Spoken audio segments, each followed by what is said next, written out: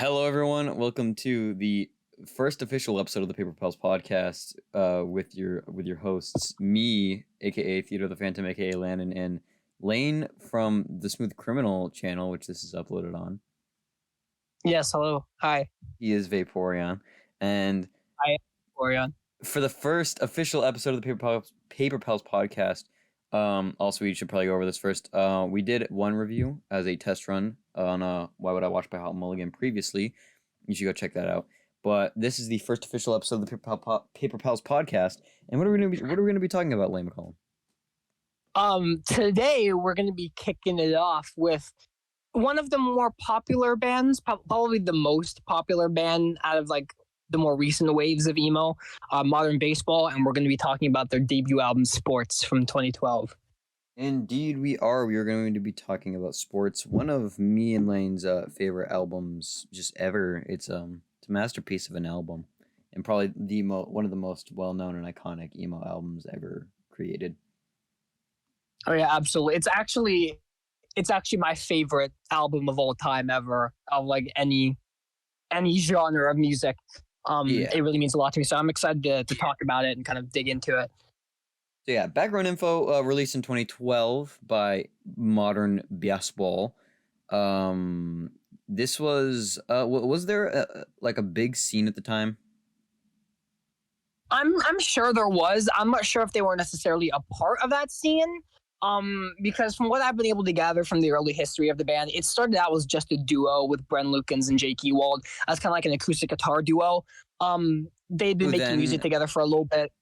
Jake Ewald, who then some of you might know from Slaughter Beach Dog, him and Ian Farmer. So just a little bit of a trivia there. Yeah, absolutely. And hopefully we'll talk about them. I got to see Slaughter Beach Dog in January, and it was an absolutely fantastic show. And they've got a new album coming out soon, so make sure to listen to that and support Jake's new projects and everything Jake does, because Slaughter Beach Dog is awesome. But anyway, so yeah, they had a release before Sports called The Nameless Ranger, which is like the very first Modern Baseball release. It's an EP. It's pretty good. It's nothing amazing as what they get on to do, but it's still pretty good. They also did a split with Marietta, which is also really cool. I love Marietta. But yeah, in terms of influences, a lot of their influences were like post-hardcore pop punk bands. So I don't know if they were necessarily in a scene. They were kind of focusing on themselves and their own music around the time. But I'm sure there was a scene bubbling around them. And one of the big reasons why Modern Baseball, I think, got big in the first place is because they were able to grab that scene when it was, just starting to bloom and kind of get a good footing. They kind of jumped right in at the perfect time. So I think it's why they were able to get so big. But just in these really, really early days, I don't think they were fully a part of it yet, but I could be wrong. Yeah. So, there. Speaking of influences, there is also a direct reference to Motion City soundtrack in this album. So that's probably one of Modern Baseball's influences at the time. But from Lane's home state, Modern Baseball did form in Pennsylvania, which is pretty mid state. But yeah, especially after living here for my entire life, it's very mid. You'll find some people that say they're from Maryland, but they redirected to PA once they fully formed the band with Sean and Ian. So I like to say they're from Pennsylvania, even though they're technically from Maryland. But Philly, PA, that's where Modern Baseball's from. Yeah, so the album was released in 2012. The album cover is a picture of it's Chloe from the track Chloe. It's like Chloe. It's like Chloe 3K or some shit.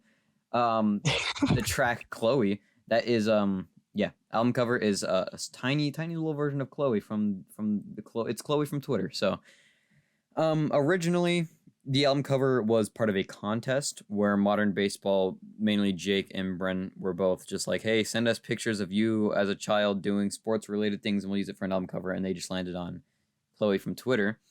And but you can actually still find the announcement video up on their old YouTube channel they used to have. They have a video up. And it's funny that they ask people to submit photos, and then they actually show the album cover photo as like an example near the end. So I'm assuming they already had this like stored and just ended up using it anyway. And a fun little fact about the album cover, and just something I've noticed, the picture on the album cover is literally just a picture of a picture. Like someone took a picture of a printed out photo of the album cover on their phone, and you can see on the edge of the album cover the edge of the photo. So it's not even like a scan or anything. Literally just someone took a picture of the album cover photo on their phone and that they ended up using. I just thought that was kind of funny. Yeah, it's a cool little thing. So yeah, you can find that online.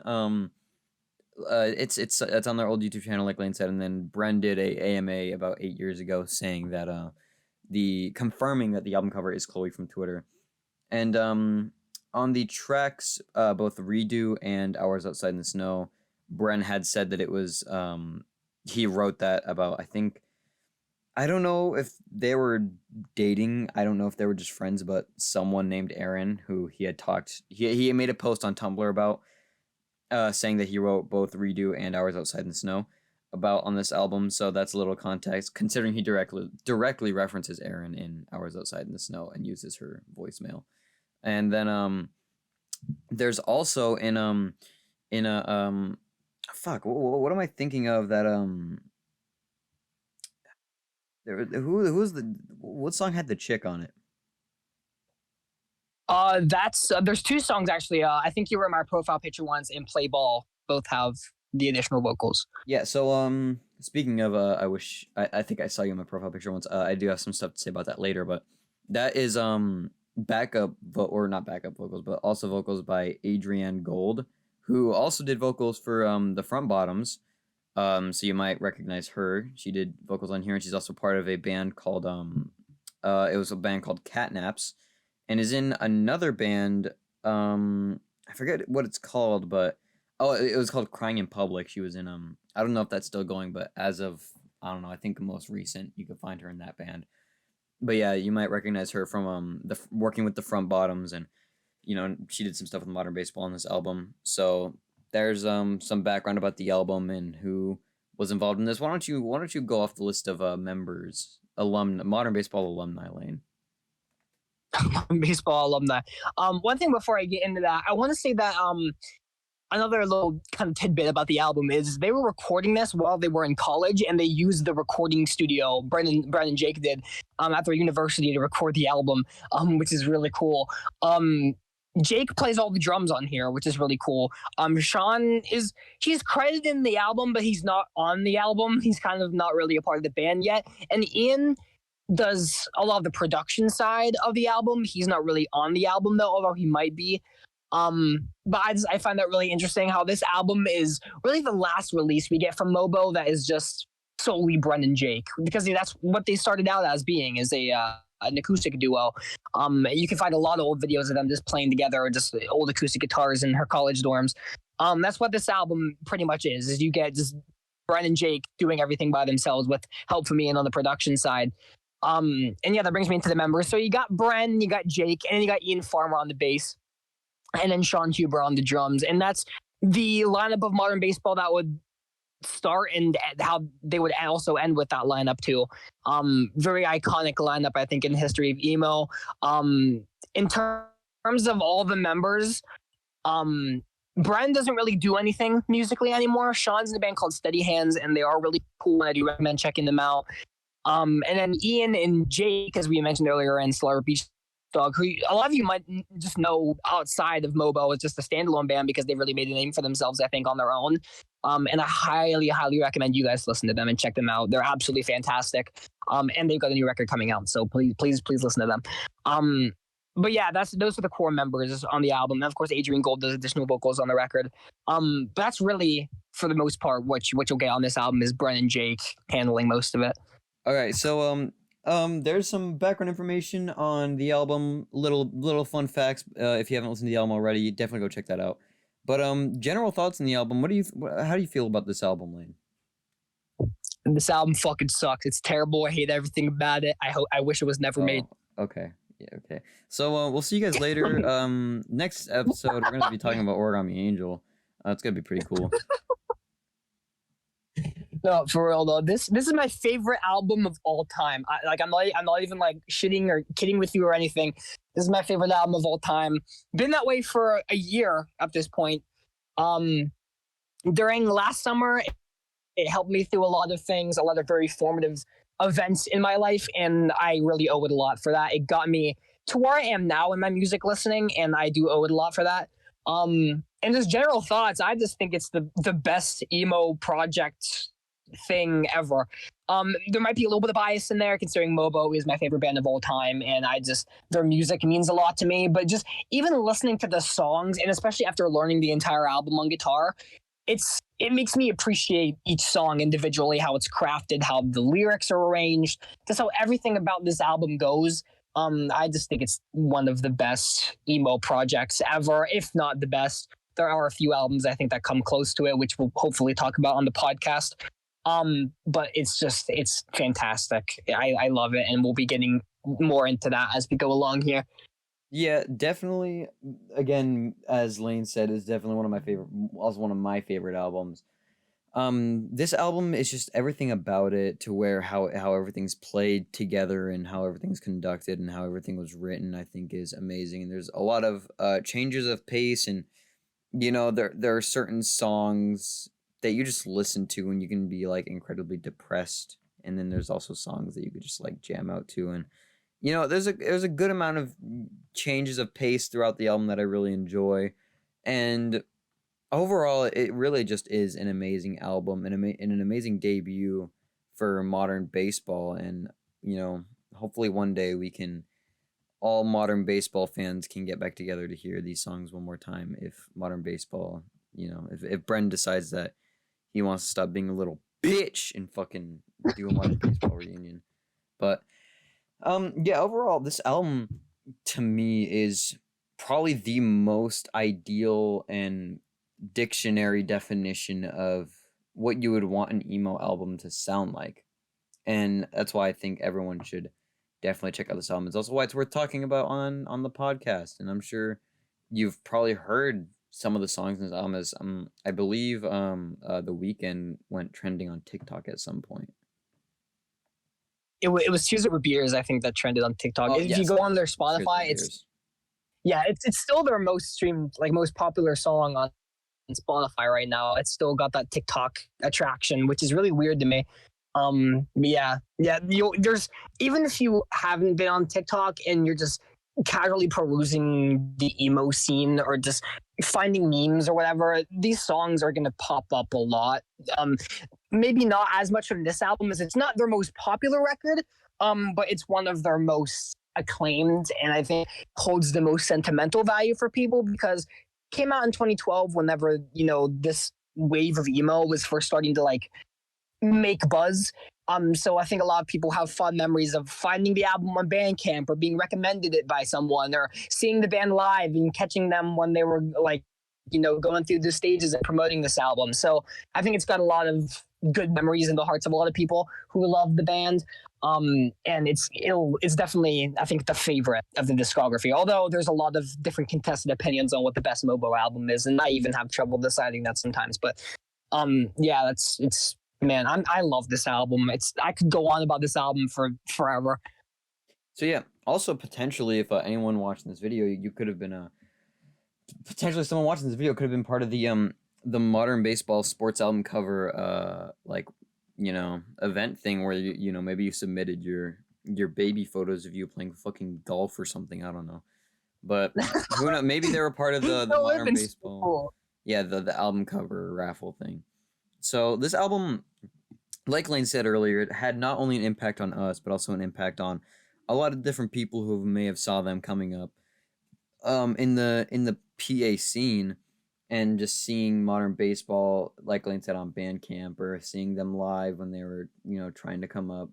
So overall, modern baseball's sound definitely has left a mark on emo music. There's a lot of bands that you can listen to now that have still, even if they're not directly sounding like modern baseball, you could tell they've had influence from modern baseball. And one staple of modern emo music now is a lot of math rock, but this album doesn't have a lot of that. It's very simple, very few chord guitar riffs throughout the entire song, and there's no crazy math rock because it's just the structure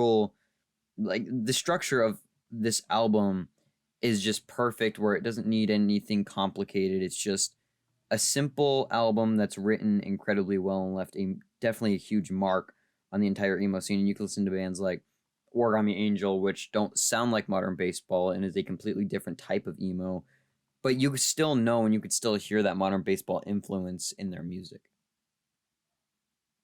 Absolutely. And that's one thing that I really love about this album is I hold this album in such a high regard, but it is not a complicated record. If you go and you listen to like math rock bands and just like these really crazy guitar riffs and emo, and these crazy time signatures and all this technical stuff, and you go back to an album like this, the Weekend is 2 chords. It's my favorite song of all time. The Weekend is my favorite song ever made. That's 2 chords the entire song. Technically 1 if you don't count an inversion as a chord. It's the most simple chord ever. I mean, structure, like just the song is so simple. And that's the thing with a lot of these songs. They're very simple in terms of the structure and the way they're played, but it's the lyricism and it's the emotion behind the lyrics. And it's just the feeling that it gives you when you listen to it.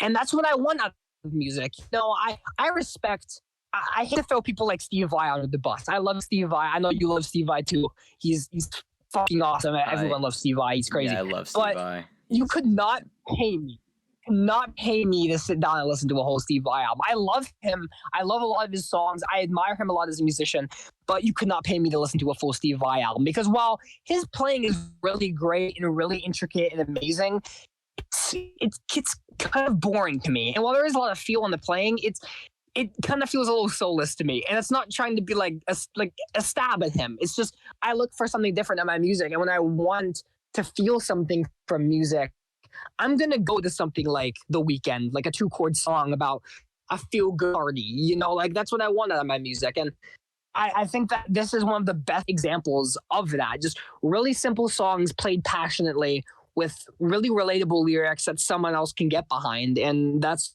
what I've always looked for in music. That's what I want out of music. And I think Modern Baseball on this album specifically really made me look for that more in albums and just bands in general, just to find that sort of vibe and creativity where everything is very simple, but just the message and the emotion makes the album.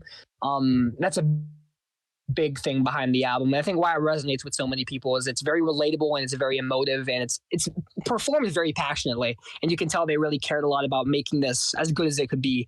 And I love it for that. Yeah, going off of what Lane was talking about earlier is that this album, I think, is it's a very straightforward way of showing that you don't need a lot of stuff and a lot of equipment and a lot of really just talent in order to make an extremely iconic and extremely game-changing album. Like Modern Baseball, made this album inside their school with 2 people with an extremely simple chords and everything and, very simple riffs. And it became one of the most iconic emo albums of all time. So it really just shows that if you have a vision and something that you think can, make a difference, then you should, go for it. Even if you don't have all the math rock riffs, or if you think that you need to learn all these complicated drum patterns and everything to make emo music, you can be super simple and super straightforward while still having a huge impact on a whole music scene and really making it and becoming one of the biggest emo projects in the world. Absolutely. And there's even a video I saw of Bren. It was like after a Mobo show, they came out and played like a solo set of Tomorrow songs. And they did The Weekend. And like right afterward, they said something like, that song's only 2 chords. So don't like let anyone tell you that you can't make music. Like they literally said that after they played the song. So I think that's something that the band's always tried to carry with them is like they use what they've got and they use it as best they can. And they fucking changed so many people's lives doing that. And I think it's a really good sentiment. And I'm glad that they, especially Brent in that video, like a good example of that. I'm glad that they're spreading that sort of thing. It's great. And this album's been very inspirational just for me in my life in general, just to push forward and continue to strive for things that I want. Yeah. And it's not only, obviously we're not putting down the instrumentation because the instrumentation is also a very important part of this album. And it's the members of the band are very, very talented. And they put everything together. They composed this album so amazingly yet so simply that it's simple, but or it's orchestrated so beautifully, and it's put together so beautifully. It's like a perfectly flush puzzle of just amazing music and a very emotional and raw music. And like I was saying earlier, is that I said earlier that I had some things to say about, I think I saw you in my profile picture, um or I think you were in my profile picture once. And what I was gonna say about that was that I feel like that song is one of the most emotionally raw songs on the entire album. It could definitely be argued, but I think you were in my profile picture once. I think it's one of the most emotional and the most raw and from the soul and from the heart songs in this entire album. And it's all just because they had they had the soul to really, you know, you could feel the soul coming through not only Bren but also the instrumentation in the album, and everything just works together perfectly. And I think the entire band is very talented, and the production is amazing, and I love the bass tone on this album. I think everything just works together insanely well.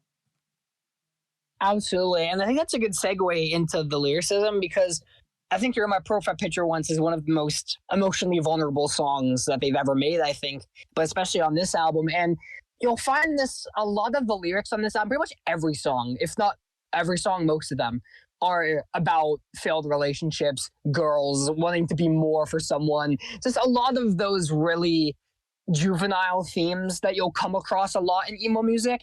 And you'll look at those sort of themes with a lot of bands and scoff and just be like, oh, that's fucking cringe, bro. But what I like about modern baseball is they do it very sincerely. It doesn't feel necessarily like they're singing about this because they feel like they have to be. Where it's like a cliche in the genre, and a lot of bands feel like they have to copy other bands, or where their influence is so hardly like so visibly on their sleeves that they become like a caricature. That's not what this is, and that's not what a lot of the lyrics on this album are. It feels very genuine. It feels like it comes from real life. Actually, it does come from real life experiences on a lot of the songs. And it's not something they felt like they had to do. Most of the songs here are sung by Bren, and a lot of the lyrics come from actual real life experiences that happened to them. I think Landon mentioned Hours Outside in the Snow earlier, talking about Erin, the girl that they actually reference later on in the song by name, with the voicemail and everything. These are actually taken from real life experiences by the band members, and I think it adds a lot of really good emotion into the lyrics. Along with character, especially Bren. I love Bren's writing style almost as much as Jake's. I think Jake is the superior songwriter, especially when you delve into Solar Beach Dog. But Bren's lyrics on this album just show their personality so well. Like on the song Lookout, where they say something to the tune of "Hold my sweaty palms" and stuff. Like there's little quirks in there, like those Bren-isms, like they call them. Like it's just very, very much them. And I can't see a lot of other people pulling a lyric like that off other than them. Like I think it just works so well. And then songs like Chloe K or Chloe, talking to Chloe on X, I guess you call it now. Yeah. Like a song like that, I feel like Bren's personality bleeds a lot into that, and it makes it work so insanely well. I love everything about that. I love how their personality seeps into the lyrics, and it really makes the lyrics unique and stand out on Bren's side of the album. And makes them very relatable too. This album is like not trying to portray the band as this picture perfect, clean image, like perfect people. It's showing their flaws. It's showing things and talking about things that upset them and made them like feel less adequate or better than what they actually are, and help a lot of people through things and like relate to the songs. And I love that a lot about the lyrics. They're very honest. They're very emotive. And they're just perfect all around. I don't think I really change a word about this album. Yeah. And going back to what Lane was just saying, playing off of that, is that there are, Bren's lyricism is also very. Bren is a very vulnerable writer when it comes to his writing, but he also has his moments like in The Weeknd where, he's talking about his friends that fit with him perfectly. But then, like Lane said, there's also the quirks where it's like, with a little smile on my face covered in custards and cookies and cream. It's like he has those Bren quirks to him, which I really enjoy. But he's also very vulnerable, and which is to me also shown in Hours Outside in the Snow. And I did want to talk about the Tumblr post that I had talked about earlier for Hours Outside in the Snow that was to Aaron, which does the Tumblr post actually does start with "To Aaron, please read later," which is a reference to the song. And the Tumblr post reads, this is Bren posting this on Tumblr. It says, "After last year, I really came to realize who my friends were. You were one of them. You probably could not," or I'll read it exactly how it is. "You prob could not tell, seeing as how you have been the reason I had written redo Hours Outside in the Snow, and always, what was it say? Okay. And though there are times that we don't talk, I don't give a fuck. Well, not as much as I did."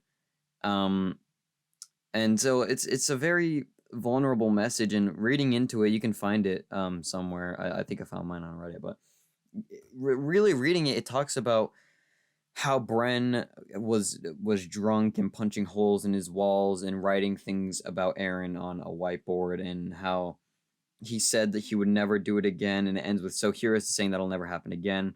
And then another thing saying, "My chalkboard wall explains, she just doesn't get it. I just want to talk to her for a bit. I hate all these fuckers. Why the fuck won't she talk to me? She never does. It's not like I'm an asshole. Fuck, she hurts my heart sometimes." And then I think it kind of puts you into the mind of Bren, showing that he's comfortable putting out into the world his vulnerability, not only in his songs, but also just posting it for everyone to see on Tumblr. And it shows that he's very, I think, in contact with his emotions, and he is a very vulnerable person in his writing, which does definitely contribute to the album very much. So I feel like this post really gives you a good deep dive into Bren's mind and the way he writes and the way he thinks, and that he's not scared to be vulnerable, and he doesn't try to put on a tough persona. He realizes that he's not someone who tries to hide. He's not someone who tries to hide his emotion, and he likes to put how he really feels out there. And I think it adds just a lot to that album. Absolutely, and just it's a big reason why Bren is just my favorite member of the band, one of my favorite people of all time, and just musicians ever. They've never tried to be someone that they're not. They've always been themselves, just always never really changed for anyone in their art and just what they've put out there for people to see about them. They've just always been this really down-to-earth person that I just feel like has always been themselves, and it's always made me feel really good about myself. And along with their music, I love them. And by the way, if you guys haven't heard their solo EP that they did called "Dude Love Your Life Has Some Serious Issues," it's got the song "How Do I Tell a Girl I Want to Kiss Her" on it, which a lot of people think is a Mobo song, but it's solo Bren's from their solo project called BTFL. Please listen to that. It's like right up there with Sports, I think, in terms of like the best albums and projects I've ever heard ever. It means a lot to me. But that's the project where I think Bren comes off the most vulnerable and the most emotive and really shows themselves the most, because it's a very raw, lo-fi production on that album. There's one song called Sports. There's a song on the album called Sports that sounds like it's being recorded in like a garage or a bathroom. And there are parts where Bren is singing so loudly and so passionately that they can't even reach the notes. And it's absolutely fantastic. And I think Sports does an absolutely fantastic job at showing this side of Bren, but I think if you want it the most extreme and the most relatable and the most vulnerable, definitely check that EP out. It's not on streaming or anything, but you can easily find it on YouTube. It might be labeled under Modern Baseball, but it's solo Bren. Absolutely fantastic, and I think it's something that every Modern Baseball fan should hear. But yeah, that's a fucking excellent point that you bring up about Bren's vulnerability and that coming into his lyrics. I think that's a really, really special part about who they are as a person and who they are as a musician. And I think it makes this album all the more enjoyable.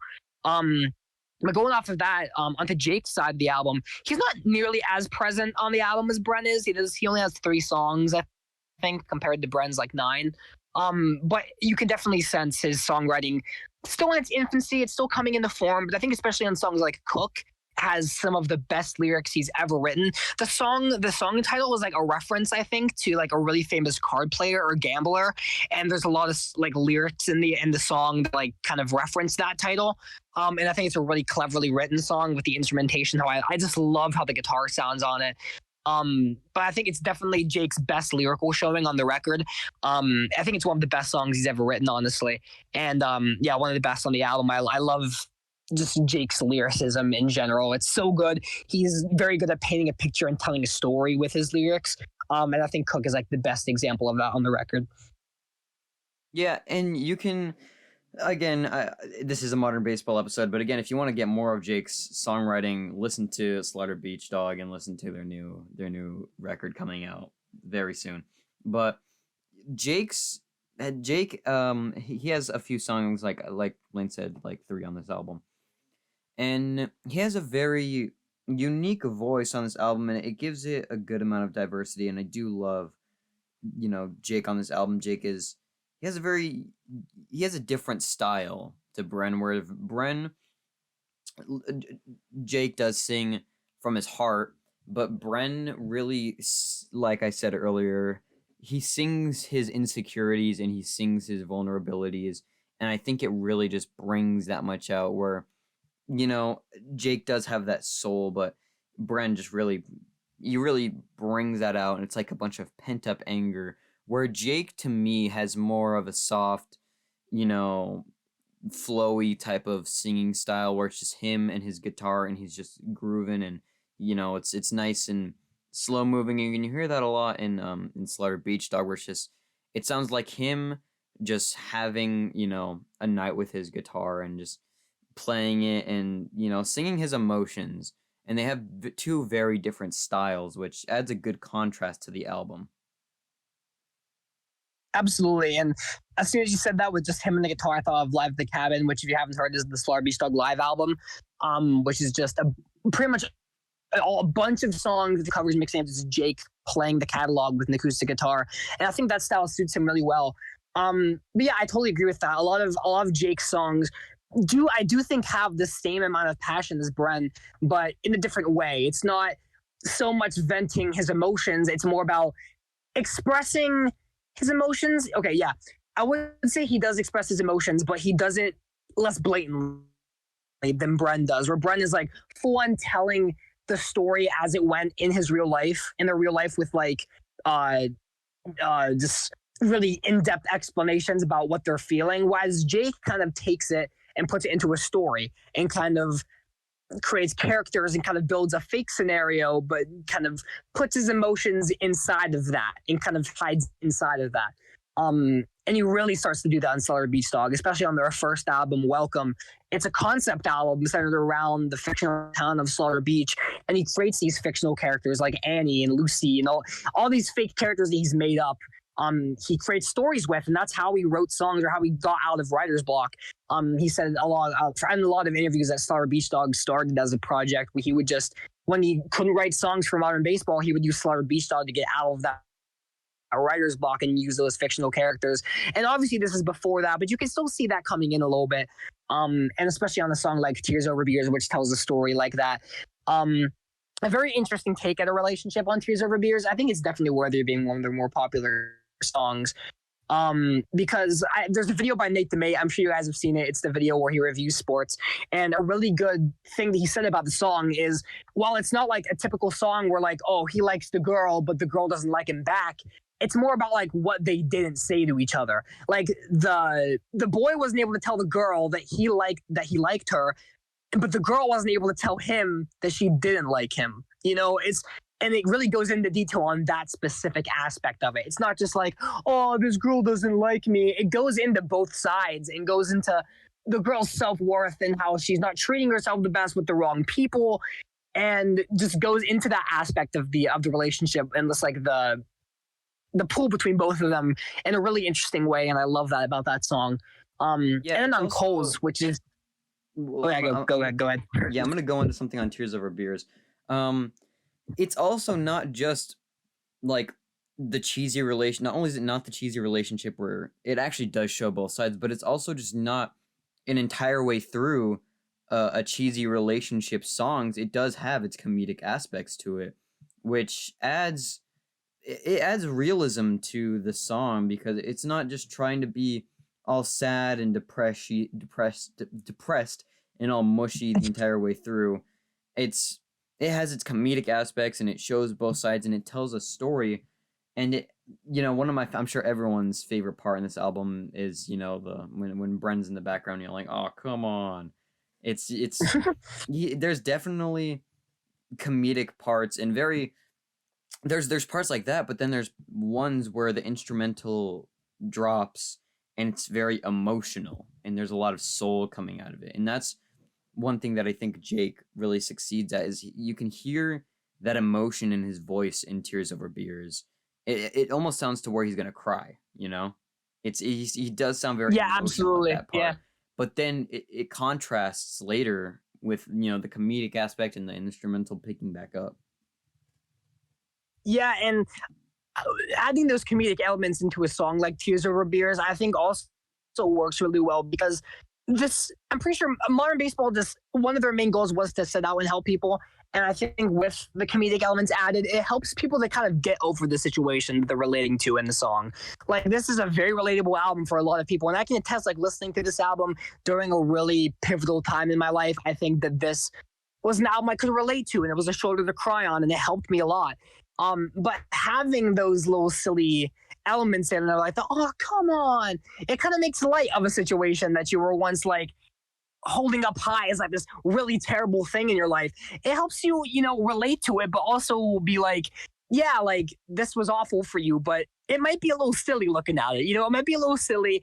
And it might not mean as much to you in a few years as it does to you now. It helps you, kind of make light of the situation and kind of feel better about it. And I really like that about this album. It's not just total, just like miserable the entire time. There's some funny elements, but a lot of it is just really getting into the topics and helping whoever it is listening to the album get through whatever they're talking about. And I do like that a lot. And especially on the song like Tears Over Beers, I think it's absolutely perfect. The last Jake song is Coles, and I really like Coles because it's the only song on the album which is just like an acoustic guitar, other than like, I think you were in my profile picture once, which ends the first side. It's just Jake and an acoustic guitar. I love it, just the perfect end to the album. Very chill, very laid back. Kind of sets it off on a positive note. And I really like that about this album. After all the dark and gloom and kind of like sad topics discussed, there's a little bit of light at the end of the tunnel. And I think just having that acoustic guitar with Jake, which I think he works the best with, it's a perfect way to end the album. And I love that song. It's very underrated. Yeah. And one thing I also do want to bring up one thing about Tears Over Beers again, is that I'd say Tears Over Beers in a way is a nice representation of the album as a whole, where, as we were saying before, it has the parts where Jake sounds like he's going to cry and he's breaking down and he's really sad and emotional. But then after that, it picks back up and there's the comedic part with Bren. And it's like, I think it's a good representation of the ups and downs of the album and the emotional and then the comedic parts of the album, where you have songs that are like Hours Outside in the Snow, or I Think You Were in My Profile Picture Once, and then it leads on to songs like See Ya Sucker. And then it's like, and then there's also songs like The Weekend, where I think Tears Over Beers encapsulates very well the whole vibe of the album and the ups and downs of the album. So if anything, if there was a title track on this album, I think it would be Tears Over Beers. I can definitely agree with that. It does kind of encapsulate all the elements of the album that I think are absolutely like essential to it. Even the more stripped down aspects of the album, like on Coles, and I think I remember Profile Picture once, where it breaks down at like they're on the middle of the song where it's just the guitar strums and Jake singing. I think that's a really important aspect of the album. It covers all the ground. I never really thought about it that way. That's actually a really perfect song to get someone into this album and just Modern Baseball in general. So actually that's kind of the perfect song to go viral, honestly. I think it kind of works. Another song I want to highlight in terms of lyrics is See Ya Sucker. I think the lyricism on that song is really interesting because the storyline talks about this girl who has this big aspirations for herself and wants to move away from her town. She hates her town and it's disgusting and she hates everything about it. But she also has an attachment to it. And her partner or her friend or whoever it is in the song is scared that she'll never actually leave her town because she wants to and she has aspirations to leave and she hates it, but she also has this sentimental attachment to it and is scared to leave, you know? And there's lyrics in the song like, what if she just never leaves? Like, I'm afraid that she's not going to reach her full potential because she's too attached to the town, you know? And I think that's a really, really good subject to talk about in the song. It's a really unique perspective on just growing up and like, you know, succeeding in life and your passions, just getting stuck in your head. And I really, really like that about that song. I think it's a really, really cool, interesting topic to discuss. And just I love the way that the band talks about it on that song. I think it's a really cool subject to talk about. Yeah, and overall, I think after, you know, go in general, it's just, I think this entire album, all the songs just flow well together in the lyricism and everything. But I think after analyzing this entire album and going full into depth, I think it's about time that we start focusing on ourselves and we start throwing our opinions out there. So Lane, what do you think some of your favorite tracks in this album would be? Okay, my holy trinity for modern baseball is The Weeknd, Redone, and Hours Outside in the Snow. Those are, I think, their three best songs, and they're all on this album. Those are my three favorite modern baseball songs ever, and three of my favorite songs of all time, and my three favorite songs on the album. They're the songs that have just helped me the most. The Weeknd is my favorite song of all time. The chorus has my favorite lyric of all time. You've got a smile that could light this town, and we might need it. It's a really quotable line. Reminds me of a lot of good things. Brings back a lot of good memories. I love everything about that song. My favorite song of all time. It's a nice, really positive like piece on the album that I really enjoy. Makes me feel good about myself every time I hear it. Hours Outside in the Snow. It's like the perfect sad emo song to me. Like just straightforward, trying to be sad, succeeds at being sad. Does the voicemail TV show cliche thing, but does it really naturally and really well. Probably like one of the best samples ever done in an emo song, where it's the actual voicemail box like being played at the end of the song. It fucked me up first listen. It makes me really sad every time I listen to it, especially after knowing the background and listening to the ending section where Brent is literally singing to Aaron. It's so good. And then just the guitar breaking down and giving in and just having that voicemail play out. It's absolutely fucking fantastic. It's the most natural sample I've ever heard in a song. And it's perfect. It's an absolutely perfect song. I love everything about it. But Redone, I think objectively, this Redone is modern baseball's best song. Objectively, I think it is. It's not my favorite. The Weeknd is my favorite, but Redone is, it's a really weird comparison, but it's kind of to me like an emo Bohemian Rhapsody in a sense, because it kind of goes through a lot of different passages, but not really to an extreme like that song would.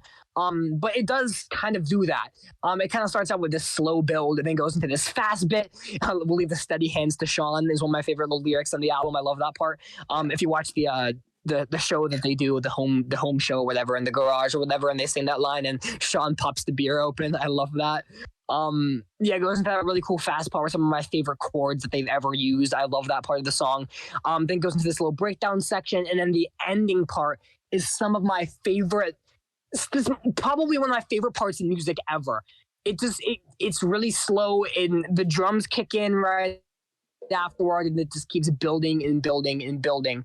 And the lyricism at the end, like, they don't think we can make this last, but we've got eyes to see past these nights. We've got callous hands, but these arms aren't tired, at least not yet. It's just like Brent saying, I'm never going to give up. Like, no matter what people think or care about, after all the shit we've gone through, I'm still not going to give up on you, and I think that we can go through this together if we agree to not give up on each other. And if we get into arguments or if we fight or whatever, we work through it because of our love for each other and just the way things are going. That's how I've always seen it. I don't know what that section of the lyrics actually mean. But that's how I've always seen it and how I've interpreted it with my own personal experiences. I love that part of the song. It's probably my favorite part in all of modern baseball's discography. Yeah. It always gets me a little emotional every time I listen to it. Those are the three songs specifically. I think they're my favorite songs they've ever done. Three best songs on this album. I kind of rambled on a little bit about them, but they're like three of my favorite things ever. So yeah, those are my three favorite songs on the album. Yeah, and playing off of what Lane said about Redone being like the Bohemian Rhapsody of modern baseball's discography is that I was gonna bring this up earlier, but I didn't get the chance to. Is that Redone? It's the way it's orchestrated. I think has the best instrumental on the entire album. And I think it's orchestrated definitely the best. And Absolutely. yeah, the Absolutely. instrumentation on this album, the way everything is put together on this one song, I think is easily the best out of this entire album, and by a landslide too. Like everything is just orchestrated perfectly, and the vocals and instrumentation and the tempos and everything I think is the absolute best that you can get on this album is on Redone.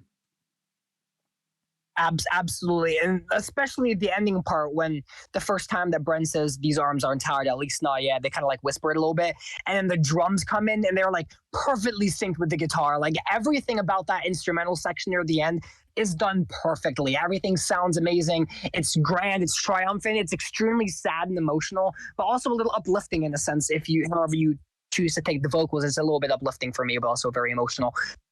Yeah, man, I love the instrumental on Redone. It's got some of their most clever guitar work. It's got some of my favorite chords and just like musical elements they've ever used in their catalog. It's a perfect song, perfect instrumentation, perfect lyricism. It's probably objectively, I think, modern baseball's best song, but The Weeknd means more to me, so it's my favorite. But yeah, I totally agree with that. Yeah, and I would have to say for mine, pretty similar to Lane's, but I think some of my favorites would be well, actually pretty different. I think my favorite is Tears Over Beers, and then my second would be Hours Outside in the Snow, and then my third, at least at the moment, would be Cook.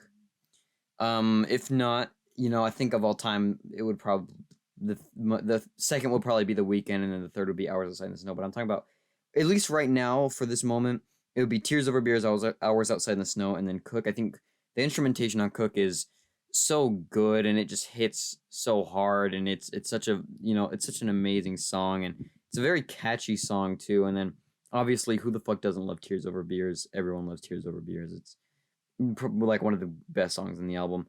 And then for me, Hours Outside in the Snow, like Lane said, it's a very emotional song with the voicemail and everything it's like I think Hours, and then I love the intro too, where it goes into the instrumental because it starts all sad and Bren being very vulnerable and emotional, but then the instrumentation and the guitar and the drums kick in, and then Bren kind of just gets in his mode and he sings his heart out. But I think those would have to be my favorite songs in terms of just how everything is made, and then everybody loves Tears Over Beers, so that's universally one of probably the most loved modern baseball songs. Absolutely.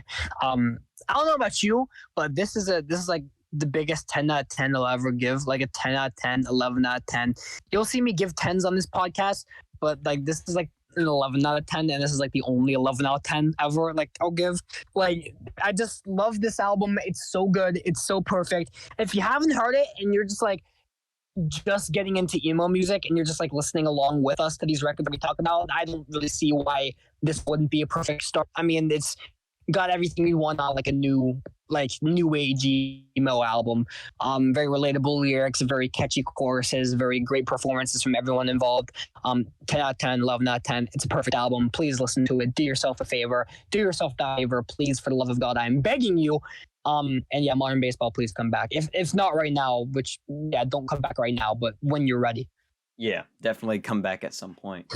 So yeah, this was Sports by Modern Baseball. Any closing thoughts, Lane? No, other than I'm excited to finally get the first official episode of the podcast out. And yeah, I'm happy that I get to talk about my favorite band again. It's awesome. Good shit. And then don't forget to check out Slaughter Beach Dog's new album when that comes out. Listen to all Slaughter Beach Dog's music. Definitely check out this album. Check out the rest of Modern Baseball's discography, which we will be talking about in the future. This has been episode 1 of Paper Pals. Lane, do you want to announce what the next episode is for everyone who decided to watch all the way to the end? Absolutely. Next time on the podcast, we're going to be breaking down Origami Angel's entire discography. Are we doing the Brightest Days or are we not? I'd say if you're gonna be watching the new Origami Angel episode, which is the entire discography, this will also be, secretly, this will be the new Brightest Days review, similar to how we did the Hot Mulligan review and how we're gonna do the Slaughter Beach Dog review with the new albums. If you want to get our Brightest Days review, you will have to watch the brand new up and coming discography or of Origami Angel review. Yeah, but it'll be worth it because you'll get to hear our thoughts on like everything they've done. So it'll be epic. But yeah, we're gonna break down, talk about every Origami Angel EP and album and stuff because they're like one of our favorite bands ever, and we love them dearly. And yeah, that's what the next episode's gonna be.